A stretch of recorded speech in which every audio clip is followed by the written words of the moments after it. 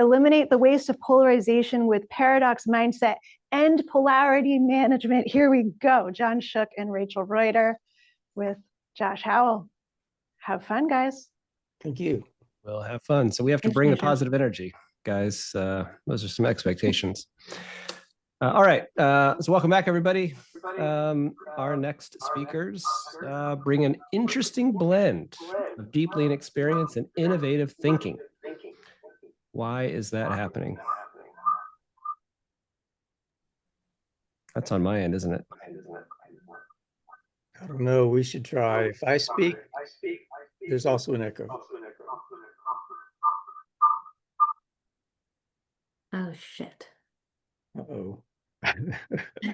That didn't echo, Rachel. I think it was me. I think I was logged into the main one too. Oh, geez. There you go. Okay, we're good now. All right. Well, hey, that's our technical glitch for the night. We're good. This is making my introduction too long. All right. Well, so I'm joined by John Shook and Rachel Reuter. I think John needs no introduction. Former CEO, chairman of LEI, LGN as well. John is joined by R2. None of you will know what that means, but Rachel Reuter, who brings nearly 40 years of Toyota experience. Rachel advanced from a staff role through management to an executive position and recently completed a doctorate in organizational change and leadership. Today, they're building on a presentation that they gave last year about the paradox mindset. They're adding to that this year, polarity management, as Rachel just shared with us. Anyway, I'm going to step out of the way, let them have at it. I will ask, well, in fact, Rachel and John have some interactivity built into their session. They'll want you to use the chat. You can also submit questions through the Q&A, and I'll join at the end if time permits to help with questions. With that, John and Rachel, over to you. Thank you, Josh. Thanks, Josh. And Rachel, I believe you're driving the slides, right? I think I'm sharing my screen, am I not? I see it. Okay. Let's presume everyone else does as well. It looks like we have this virtual background. We're somewhere, I don't know, are we outside the ocean, outside of the Mediterranean or outside of Brazil or the South Pacific? I don't know where we are. I don't know where we are, but we're going to talk about the vacation theme a little bit in this. But that's right. So there are some places that everyone will agree on where to go for vacation, and there are other places where there may be some controversy, some difference of opinion, some polarization could happen even. So this is round 2 of doing this. Thanks again, Rachel.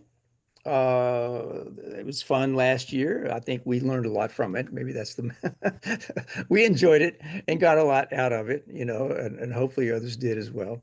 So the idea here is to dive in further with last year we talked about, you know, paradox mindset and what paradox is, and we got a little bit into this idea of polarity management, which is something in our research you had especially kind of dug out as something that could be useful.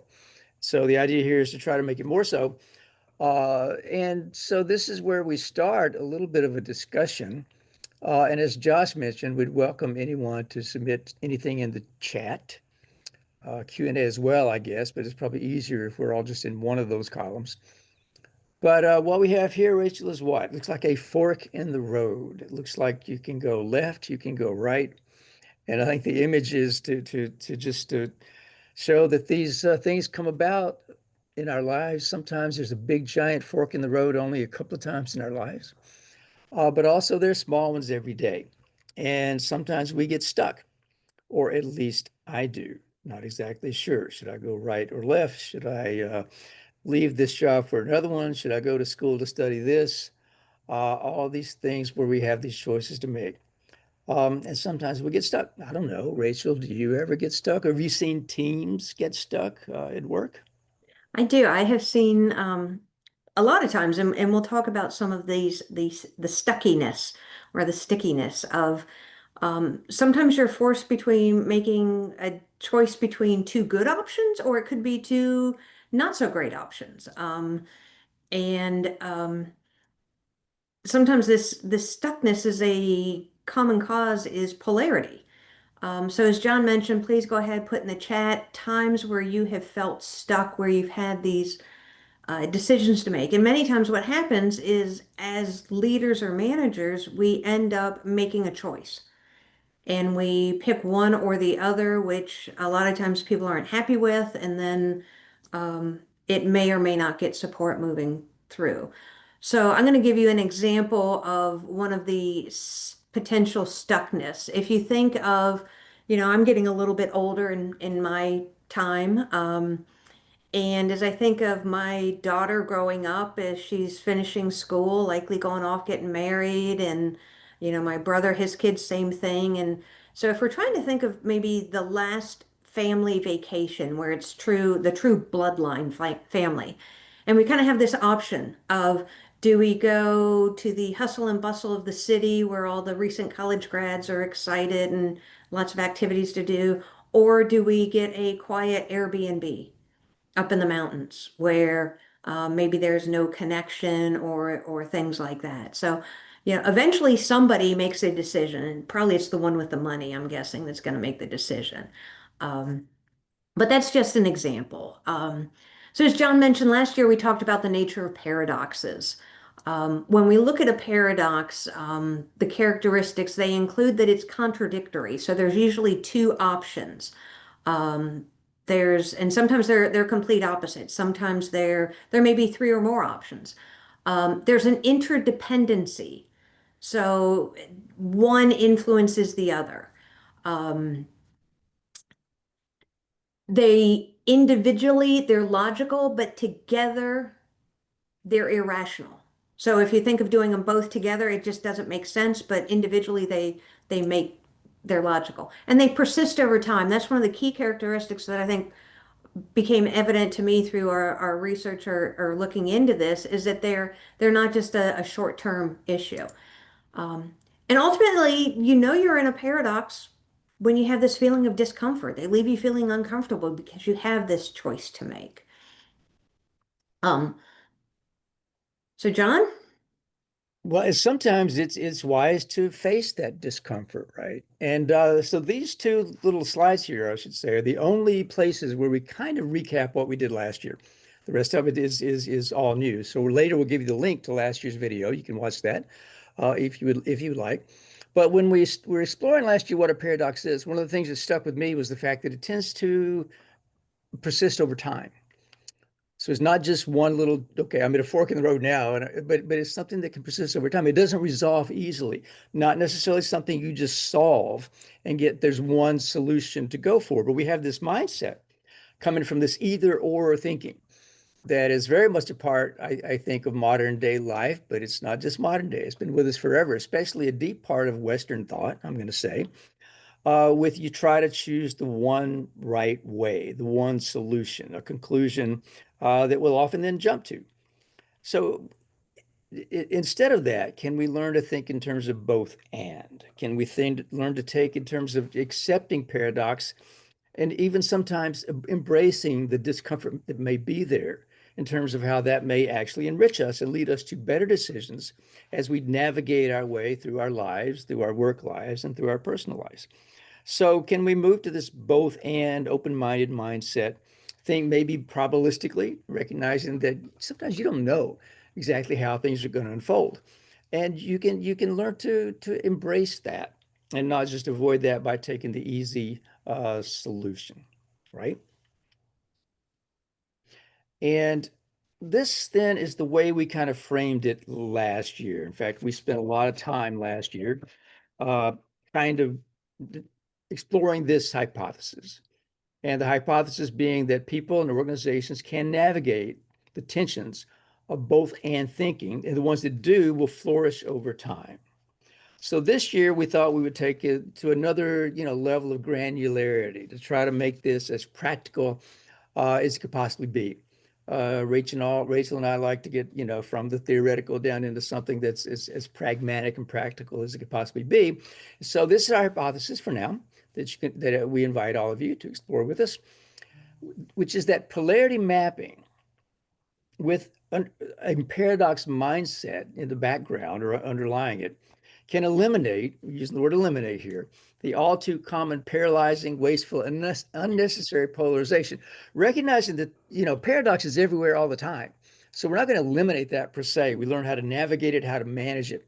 And it kind of chose the word eliminate, and I'll take the blame for that, just kind of borrowing from eliminating various kinds of waste. Well, lean folks, they like to think about eliminating waste.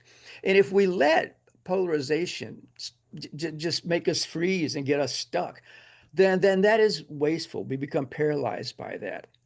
Instead of that, can we learn to try to understand and see the polarities that are out there, and then by embracing those, be able to make better decisions and learn our way forward. So that's our hypothesis this year, right, Rachel? Okay. So if you go into Google and you put in examples of paradoxes, you will get this list of 25 of the famous paradoxes, and one of them actually is the Abilene paradox.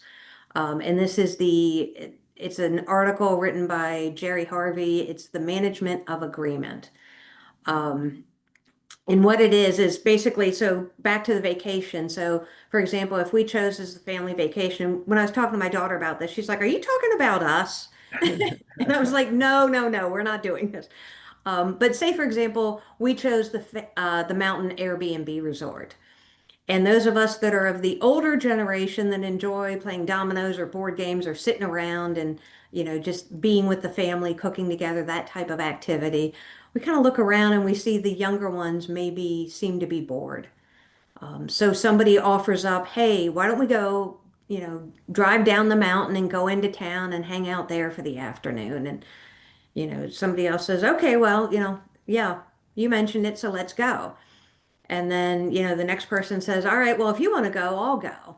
And it ends up that we all pile in the car, we drive into town or whatever, walk around town all day, our feet are hurting. And then at the end of the day, we go back up to the mountain, the Airbnb that we're in. And somebody says, "You know what? I wish we would have stayed up here. We could have just gone for a little hike up here." And the next person says, "Well, I really didn't want to go to town. I wanted to stay here in the natural area. I only went because you said you wanted to go." So if you look in the center there, it's "I don't want to, but I think you do. So I'm going to go along with it." And then on the other side, it's, "Well, I don't, you don't want to, but you think I do. So you're going to go along with it." And it gets into that group think activity, um, where you really have these different choices to make and you're not using the right information for them. So we'll talk about a few other examples of paradoxes. One is one that I faced at the tail end of my career, where we were trying to pick a new service provider. And the service manager, somebody that worked for me, was new to the organization and thought they could pick the new service provider based on quality and options, because we were going to change our policy. And this is a provider that gave relocation benefits to employees. Well, I had to explain to her that it's not just your choice. There's also procurement, who wants to make a decision based off low costs. And we eventually got those two onto the same page. But then IT comes in and they want the technological security. So how do you balance these three needs? Because each one had a different supplier or service provider that they wanted to select. Um, so realizing that my manager had the responsibility to get this decision, but not the authority. So it had to be this collaboration or this both and solution that answered all three of them. Another example, and this will also show up in your Google search, of centralized versus decentralized. So if we look at decentralized, and this is going back to Toyota, so on the left side, back in the 1980s, there were a number of individual plants. There was Toyota Motor Sales, R&D, kind of all those different organizations that were spread throughout North America. So that was the decentralized view of it. In the mid 1990s, TMMNA was established, and this was in Kentucky, and that tried to centralize at least the manufacturing plants. That was Toyota Motor Toyota Motor Manufacturing North America. So it looked at the manufacturing side. But when you try to bring these different plants together and centralize functions, they kind of pushed back and kept their own or duplicated their human resource functions, some of their accounting functions, even though we had them at the Kentucky headquarters of the central location. So then in the early 2000s, it bounced back to this centralized area with integrated single function, which again was looking at different functions at each of the manufacturing plants and trying to pull those together in a central location. That grew a little bit more in 2016 when TMNA, Toyota Motor North America, was announced, and this was a Plano headquarters that brought engineering, manufacturing, sales, and finance. So from the West Coast and from the central and in the manufacturing plants. And then fast forward to 2020, where it went even further in the regional operating model with, again, many of these administrative functions that were then trying to be centralized. And that was still ongoing when I left last year in 24, of trying to find this balance between common functions in headquarters, but they're removed from the locations. So then over time that starts to decentralize itself. Um, You and John, know, go well, I was ahead. going to say it's such a there's a reason that this comes up often in this, this paradox literature, because every company of any size faces this. And and you watch a company over time and they'll just it's like they'll decide, okay, we're too dispersed, we have to centralize, and then after a while they realize, well, no, now we're not really representing where we are out in the field as much as we should, and they decentralize, always looking for this one final solution. Whereas it actually is something that you manage more than just solve one time, because you could even go further back in time than this. This is mid 1990s with TMMNA. But you see one of the arrows there, comes from New York, where there were 1,000 people. And in the late 80s, there was I was part of a process of deciding what would go into that location in New York. And we thought that was going to be Toyota America. Everything was going to be headquartered there. And then it wasn't at all. It was just it ended up being called Toyota Motor Corporate Services, which some of us, including me, were really disappointed at how it was cut back to be an organization that really wasn't going to be, a central place to make decisions. And so we go, and you can take it back even further than that. The thing is, Toyota, especially, is just, it's a company that its whole history was one of being highly centralized. Even in Japan, it was mainly in Toyota City, and that's where it was comfortable. So then going to NUMMI and going around the world, it's something that it had to do and learn to manage this. So there's been this kind of push and pull forever, and it's interesting to hear you say that was your last act, I guess, at Toyota, was dealing with this. And I'll bet another 5 years and 10 years from now, the same thing will still be playing out. Yeah, yeah. And this leads us into, we've got one more example that we talked about, and this is the presentation paradox. So many of you have been likely watching many presentations throughout the day, and they vary. You either have these talking heads, which is what I see on one side of my screen. It's just me and John, and we're sitting there talking. Or on the other side is death by PowerPoint, where there's a bunch of slides and people just read the slides to you.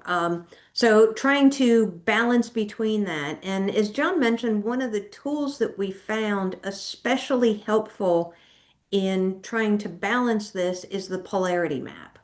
So I'm going to talk you through this a little bit and then show you a couple examples. But on either side of it, you put alternative one and alternative two. So the talking heads are death by PowerPoint, centralization, decentralization. There's a number of the two alternatives that you have. Then on the left side, you look at alternative one, and on the top, you look at the value or benefits. So what are the positive results of just focusing on alternative one? And then at the bottom, it's what are the fears and overuse of just focusing on alternative one. The right-hand side, you do the same thing with alternative two. And then at the top center is the greater purpose statement. So why do you want to balance this? And then down at the bottom is the deepest fear. And at the infinity symbol in the center, if we go back to the centralization, decentralization, and if you put those on either side, you see we centralized, then we got too much centralized, and we, got the negative of the other side. So then we bounced over here, and then we have to go back up to this side and decentralize and centralize. And So it's managing that polarity so that neither side is ever outweighing the other side. Um, I'm going to go here and I'm going to talk a little. These are a couple examples. On the right, as we mentioned, was the decentralized and centralized. So looking at the positive benefits of both of those and the negatives. And you know, if you're able to balance that, you become very competitive. If you're not, then you're not able to compete. The left side is a different example, and this is where many organizations they face the polarity or the decision between social responsibility and financial viability. Which side do you want to go on?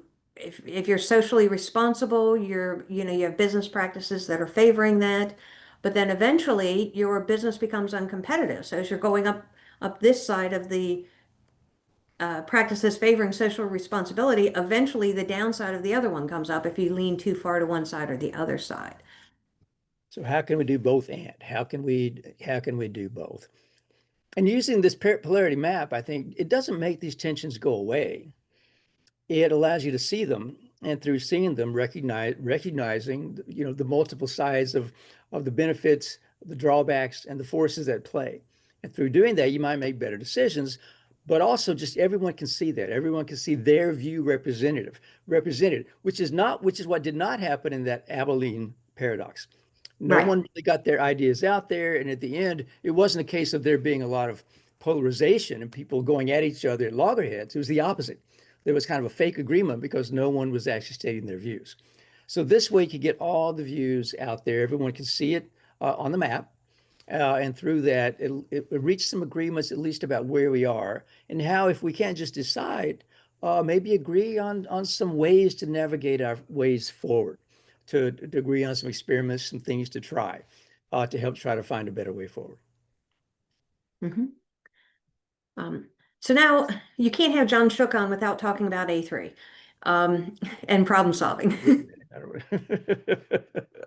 So this is the basic, it's an A3 template that we've looked at. So where in this template, and go ahead and throw things in the chat. So where do you see paradoxes show up in A3s?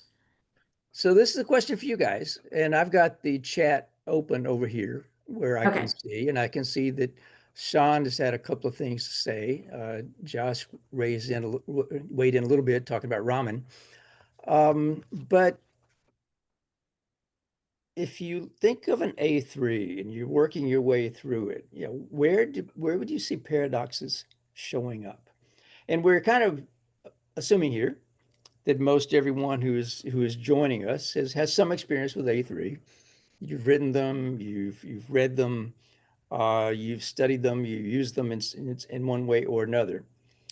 And so can you think of where you might find paradox within the A3? The A3, again, is just a job aid. It's just an aid to help us understand a problem in the form of a story. And by problem, we can mean something that's not just a narrow problem to solve, like the machine is down, but let's say there's a major fork in the road for your company, for your team. There's a project that you need to decide about how to proceed. And so that's what we use the A3 to put all that down on one sheet of paper with the same idea as the polarity map, to try to get all the ideas on paper so you can see it, to see what's in everyone's head. As part of that, perhaps the polarity map could be useful. And so I see that Rachel, one person, has suggested that countermeasures would be a place that sees paradox, and that's absolutely true, because you can have multiple countermeasures that all seem good, or maybe they're not, none of them are really perfect, but that's certainly a place that we would see paradox come about. I see also Denise is suggesting in the current state, go upstream. We're trying to understand how things are actually working. If there wasn't paradox, we wouldn't have a decision to make, or the decisions would be very, very easy. So the fork in the road, you'd know to go this way because there's no paradox, there's no tension, there's no conflict. So it must be there in the current state as well. And even John, in what problem to solve? even deciding where we're starting. I mean, I think, in fact, we talked about this a little bit last year in this session, and Yeah. it basically is throughout. But there are a couple of places where it especially comes to the fore. And so one of the reasons we ask the question that way is to think about where you might actually bring in, as part of your standard process of working through the A3 process, of using polarity maps. And I think one answer that's emerging is it could be anywhere. But yeah, I can see a couple of places, especially in countermeasures at the very least. Because we like to say you never bring an A3 forward, right, Rachel, at Toyota with just one countermeasure on it. Right. If it's a difficult, no, we want to be able to see what other alternatives you've thought about. So to be able to show those, especially if they're, fairly complex on a polarity map, we think could be very useful. So let's look at our next question is A3 used for problem solving or for learning and development? So everyone, this is a thought question for you. And I think the A3 is kind of famous as a, problem solving tool or process. So is it used for problem solving or is it used for learning and development? And Sean said both. Said both. That's the easy answer. So what if we said you couldn't say both? What if we outlawed that answer? Then what would you say? Andrea also said for both. So do you think, so here we have people that are joining this, I think, that have experience, sophisticated in their thinking. If you look around your organization or people how do you think most people are using it? So now think not about your answer exactly, but of most people that you see that maybe are learning the A3 process. Do you think they're using it more for problem solving or for learning and development? Or do you think that no, from the very beginning, everyone recognized it? Sean, say problem solving in my experience. Kylie, problem solving. Most people problem solving. Jacqueline or Jacqueline. Most people problem solving. For me, it's learning. So I bet if we queried most people that have joined the LGC here, that this is what would come about. So Andrea teaches scientific thinking and learning and development. Does it teach the social side, not only the scientific side? If you have people joining together to work through a problem or a proposal, and maybe it's a difficult one, is that more of a scientific problem or of a social problem? So I will Oh, say Sean, this. this is a good one. I'm sorry, no, not to interrupt, Rachel, No, go but ahead. yeah, usually I see A3 is being used to fix a red metric. That Yeah. is absolutely true. I'm going Is to that jump in. We did a polarity map, and I'll buzz through this real quick to look at A3s on the solving problems or learning and development. And again, so the benefits are improved quality, cost, lower or shorter lead time. Fears is if you overuse it, it's limited to experts, and there's no tolerance for learning by mistakes. On the learning and development, employee engagement, everybody's solving problems, and the fear is the organization never improves operations if you overuse the development side of it. The greater purpose is continual improvement, both people and processes, and the deepest fear is stagnation to extinction. So my last A3 that I was working on, I made the mistake of going too far to the learning and development and got to the point where kind of in that I almost got to that bottom corner of the organization's not improving. We weren't solving the problem. I was working too much on the people development. So as you're doing the A3s, you have to continually balance and just being aware of the overuse and the, promoting that value or that benefit.